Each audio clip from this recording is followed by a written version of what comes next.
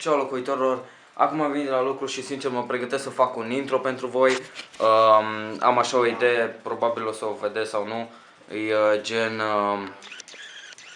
ce am să zic, așa, gen vreau să includ toate astea 7 producțiile într-un titlu ceva, nu știu, lucrez la asta, o să vedem cum facem și cu blogul și cu astea. Acestea fiind spuse, vreau să vorbesc despre o chestie gen, am văzut cu Ask FM-ul ăsta, e nebunia. Chiar aseară mă uitam, gen era una minoră, plin de minore pe acolo. Întotdeauna când vine vorba de minore care sunt bune sau ceva, am o vorbă pe care am citit-o recent, o vorbă, o chestie, ceva sincer. Că câți ani ai? El răspunde 14. Oricum vârsta e doar un număr. Poze, dă-mi o poză cu tine când e sexy. Bă, ce te-aș fute?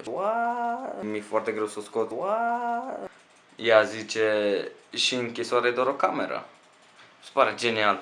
Și la asta mă gândesc de fiecare dată când văd minore. În același timp foarte multă curvă, știi? Pe Ask FM ăsta. Mă rog, cam asta am vrut să vă spun. Voi ce părere aveți despre Ask FM și toate chestiile astea, gen întrebări perverse? What? Am înțeles, bun, vrei, dar na, nu știu. Mă rog, cam asta e cu vlogul pe astăzi. Acum mă duc să încerc să filmez un intro, ceva pentru voi. Am o idee, dar întotdeauna am o idee în cap și în vizual, mă rog, las că încerc ceva și dacă mi iese o să vedeți peste, nu săptămână, o să treacă ceva timp. Na bun, hai, v-am lăsat, distracție, orice ați face, simțiți-vă bine. Chiar scrieți-mi în comentarii cum vă simțiți, ce mai faceți, cum e cu școala, cu toate astea. Na hai, ceau!